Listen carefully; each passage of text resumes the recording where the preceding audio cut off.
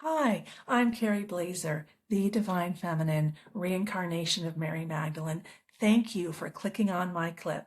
But I want to let you know that I have a free ebook linked below, my 6 Divine Feminine Self-Love Strategies. They will help you transform your emotional wounds into personal wisdom. And I take a multidisciplinary approach. I include the laws of physics, psychology, neuroscience, shamanism, mysticism. I went wild, okay? So men can understand and women can understand. There's something there for everyone because what I learned is when something's true, it's true in multiple places. All right, please like and subscribe and help me distribute my ebook to everyone for free by exploding my channel. Take care. Enjoy the clip. Bye. And when we vibrate at different hertz, that signifies a different emotion. And based on the laws of physics, the highest vibrating energy is the most transformative. So that's why enlightenment, which is an emotion, is the most transformative. Now, I've lived in Chinese Buddhist monasteries, as I just said, and I've studied, I have an undergraduate degree in Chinese religion. I have a master's degree in Chinese religion. No one ever taught me that enlightenment is an emotion. No one did. It was just otherworldly. No one ever taught me that. Now, did they know that? I don't know. I never learned that. So when I experienced it for the first time myself in March of 2024, I heard enlightenment, enlightenment, enlightenment in my head. I was there 3 days, vibrating super high. I lost 12 pounds and I was about 20 pounds lighter than I am right now, in like great shape, going to hot yoga 6 days a week.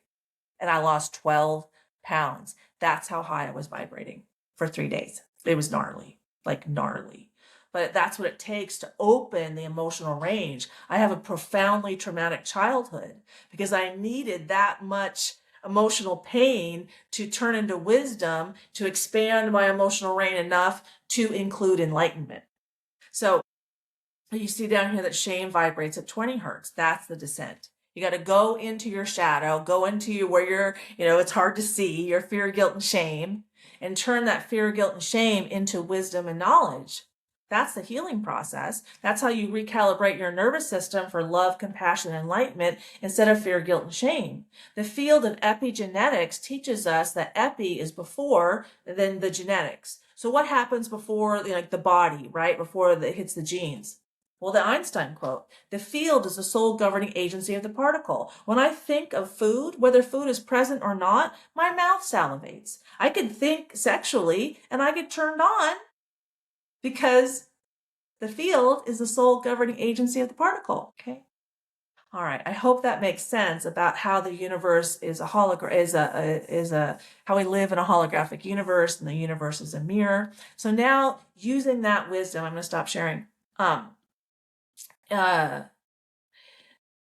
Why did I attract such the most disgusting? I mean, he was in his 60s. He wasn't a new professor or a chair. The man had been around the block in terms of classical Chinese. Professor Ronald Egan. So out of UCSB, he's not there anymore. That was a long time ago. But